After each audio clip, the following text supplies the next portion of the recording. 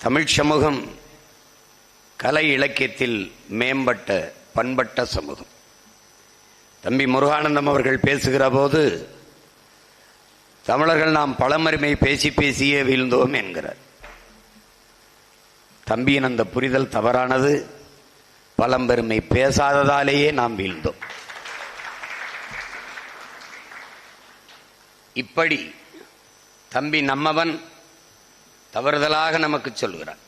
நம்முடைய பகை, நம்மளுடைய துரோகிகள் எல்லோரும் நம் அருகிலே இருந்து கொண்டு தமிழர்கள் தமிழ் தமிழ் என்று பேசிக்கொண்டே இருப்பார்கள். தமிழர்கள் பழம்பெருமையே பேசிக்கொண்டிருப்பார்கள். இப்படி இது ஒரு இழி செயல் போலவும் கூடாத ஒரு காரியம் போலவும் பேசி பேசியே நம்மை குற்றப்படுத்தி தமிழ் படித்தால் வேலை கிடைக்குமா, தமிழ் படித்தால் சோறு கிடைக்குமா, ஏன் தமிழ் தமிழ் என்று சாகிறீர்கள்?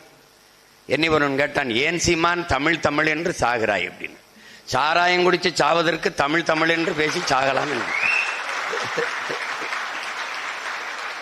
நடிகரை பார்க்க போய் கூட்ட நெரிசலில் சிக்கி சாவதற்கு என்னரும் தாய்மொழிக்காக சாகலாம்.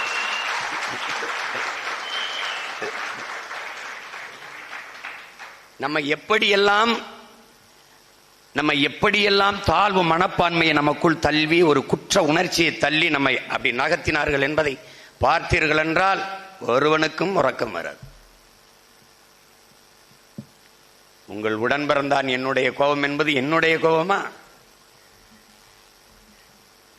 என்னுடைய கோபமா? 5000 ஆண்டுகளாக என் அருமை தமிழ் மக்கள் என்னரும் முன்னவர்கள் தூக்கி சுமந்து வந்த கோபம்.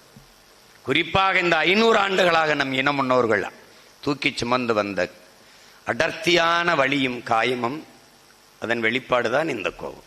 குறிப்பாக நம்முடைய கோபம் என்பது நம் மண்ணின் மீதும் மக்களின் மீதும் நாம் வைத்திருக்கிற பேரன்பின் வெளிப்பாடு.